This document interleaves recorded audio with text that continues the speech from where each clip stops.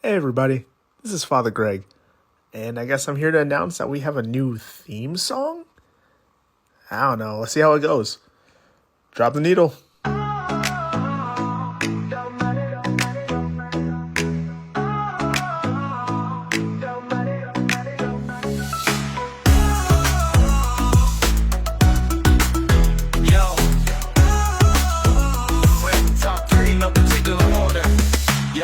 Father, quick question need to know. I hope you enjoyed that new intro from our Spirit Stream Studios. Coming very soon, you'll be able to listen to various different vocalists in Catholic Notebook's new praise and worship group, Dalmatic. Now on to the episode. First question comes from Jonathan in Lake Charles, Louisiana. Thank you so much for letting me be on your show today. I watched your show after my cousin sent it to me on WhatsApp, and I was surprised. Even more surprised that it was in Huli. Your song's amazing. The music it's very, very catchy. It's wonderful. The ministry that you are doing is so wonderful. Well, here's my question. My sister came back from college, and she told me I was being obtuse. That I had a backwards thinking. That girls could be altar servers. I told her, no, there is no way. When I was growing up, altar serving was reserved for boys and boys alone. And so I've left it that way for my children. I have 2 boys and I have 2 girls. My girls are sacristans and they help fret the church, and my boys are altar servers because they might be priests. That's what I've always been taught. Has things changed? Or am I really being obtuse? That's a good question. Both boys and girls can serve at Mass, no problem. There's nothing wrong with either one. Or maybe even a young adult man or a young adult woman can serve at Mass. Again, there's no problem. I'm a whole priest, and when I'm celebrating the sacred mysteries that the Lord has given us, I look over to my left and I look over to my right, and I need, not just want, but I need the altar server who's serving with me to understand what is happening at that Mass, the reality of what's happening on that altar. Now, if that individual who is serving that Mass can give that spiritual component and know that when I turn and I need this water to help me wash my hands, to cleanse myself, or when I turn and I need this wine and I need this water in order to sacrifice this so that I can give it to the people of God for nourishment, if I can have that, I don't care whether or not they're a boy or a girl. So much more goes into this than just service. This is not just service hours. This is not just service orientated. This is serving at the table of the Lord. Let's go ahead and grow more in that humility that the Lord calls us to serve. Before we go to our next question, time to pay some bills with our sponsor, Ava.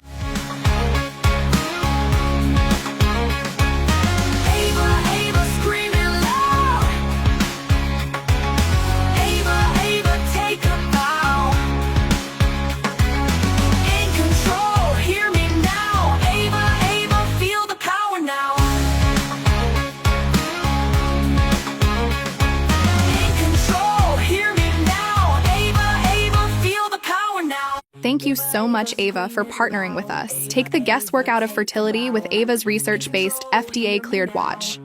Take control and feel the power of Ava today.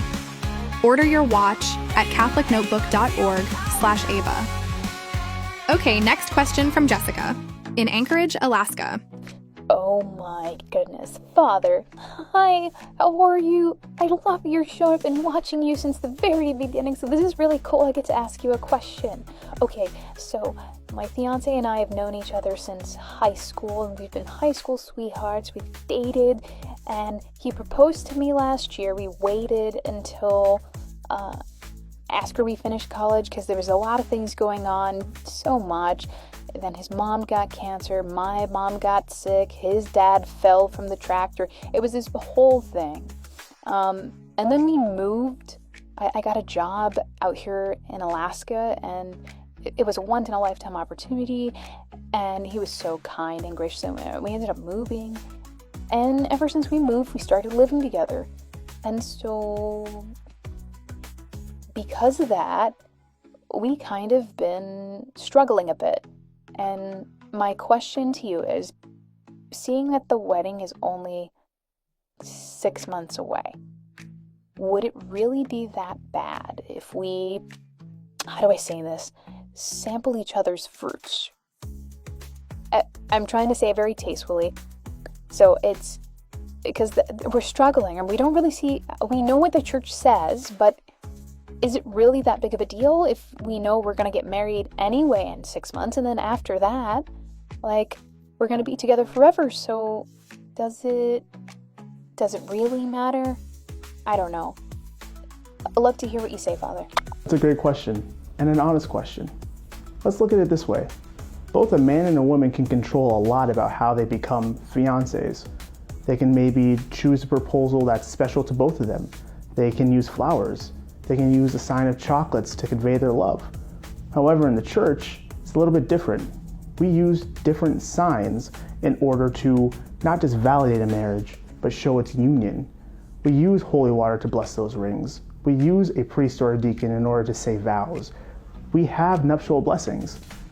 In the Catholic Church, marriage is a sacrament. Now, that is to say that it is an oath of fidelity between a man and a woman within marriage. This is why the sexual act is reserved for man and women within marriage. It's because of fidelity. What one loses, or what we stand to lose by giving away that sexual act before marriage, is the ability to be able to be secure in our fidelity to the other. 2 questions down, 1 more to go. Your question comes from Jimmy in Corpus Christi, Texas. Hey, Father, I just have a quick question for you. This might be a stupid question, but, them's the breaks. My daughter came over to me the other day and was talking about my eldest confirmation, and she said, "Why did the man with the pointy hat now show up this day, Papa?" And I said, "You know what? That's a good question. I don't know. It was just the pastor there and doing the confirmation, doing all the things that the bishop normally does, but, he wasn't there." And I get the bishop's busy, but can the pastor really just say, "Well, bishop's not here, by golly, we're going to do it"?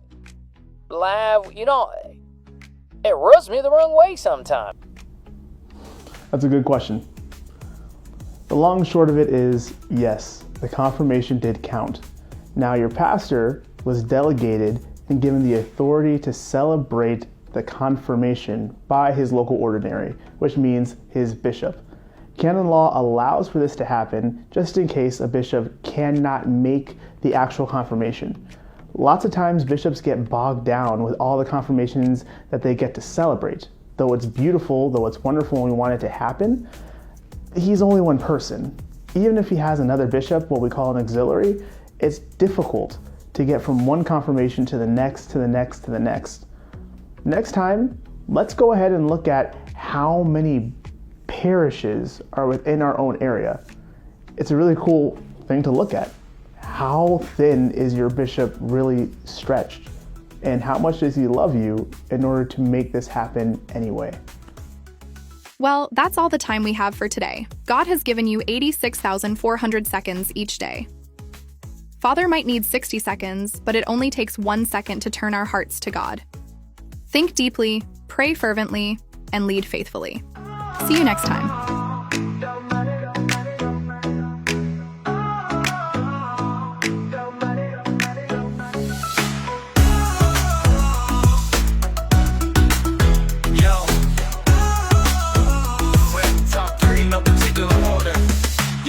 Father, quick question need to know. Why is the world wild and where God go? Why Mary gotta flex that crown? Why I gotta go to church every week in town? Why the priest stay five and we critique? Always acting funny cause the man never eats, we speaks. I joke, it ain't that deep. No disrespect for those who lack public speech. For 60 seconds, that ain't you, the clock is ticking. The pressure's really on you, look at the time, it's been real fun. Yo, Father, 60 seconds, show 'em why your show's #1.